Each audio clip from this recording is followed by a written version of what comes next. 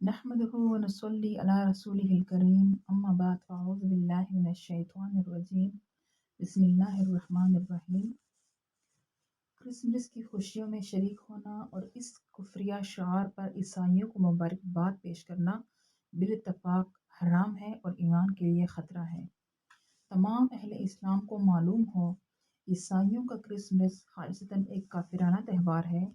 یہ اس کفریہ ملت کی ایک باقاعدہ پہچان اور شعار ہے جو حضرت عیسیٰ علیہ السلام کو خدا کا بیٹا کہہ کر پروردگار عالم کے ساتھ شرک کرتی ہے، نیز نبی آخر الزماں حضرت محمد صلی اللہ علیہ وسلم کو مسرت کر کے وقت کی آسمانی رسالت کے منکر اور عذاب الہی کی طلبگار ٹھہرتی ہے۔ کرسمس کی شرکیہ تہوار کی وجہ سے مناسبت ہی یہ ہے کہ ان ظالموں کے بقول اس دن خدا کا بیٹا یسوع مسیح پیدا ہوا تھا۔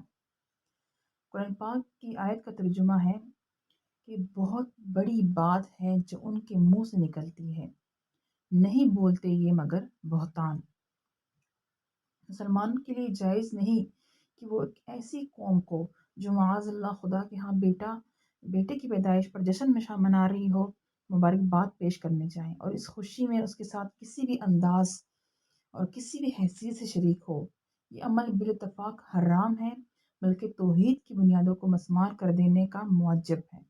ہر مسلمان خبردار ہو، اس باطل کرسمس کی خوشیوں میں کسی بھی طریقے سے شمولیت اختیار نہ کرے۔ اپنے ایمان کے لیے خطرہ ہے یہ ان کے لیے۔ یعنی جب وہ کیک کاٹ رہے ہوں یا کچھ بھی کر رہے ہوں، ہم یہ سمجھے کہ بس ہم صرف کیک کاٹ لیتے ہیں تو ہمارا عقیدہ یہ ہے کہ بھئی ہم تو الگ عقیدہ رکھتے ہیں، ہم تو مسلمان ہیں، ہم تو مومن ہیں، چلو ان کی خوشیوں میں کچھ شریک ہو کر کیک کاٹ لیں یا ان کا بھیجا ہوا گھر میں کیک کھا لیں یا کسی بھی طریقے سے ان کو مبارکباد پیش کریں کہ یہ تو ہمارے پڑوسی ہیں، ہمارے ساتھ رہتے ہیں، ہمارے محلے کے ہیں یا ہمارے ملک میں ہیں۔ یہ ہر طرح سے یہ حرام ہے، کسی بھی طریقے سے شمولیت ہم نے ان کے ساتھ نہیں اختیار کرنی۔ اس گناہ کے مرتکب پر واجب ہے کہ وہ اس سے تائب ہو، تاہم اگر وہ اہل اسلام کے کسی حلقے میں راہبر جانا جاتا ہے تو اس کے حق میں لازم ہے کہ وہ اپنی توبہ کا کچھ چرچا بھی کرے تاکہ روز قیامت اس کو دوسروں کا بار گناہ نہ سمیٹنا پڑے۔ کرسمس ایسے معلوم شاعر کفر سے دور رہنا تو فرض ہے، ملت کفر سے کامل بیزاری کرے۔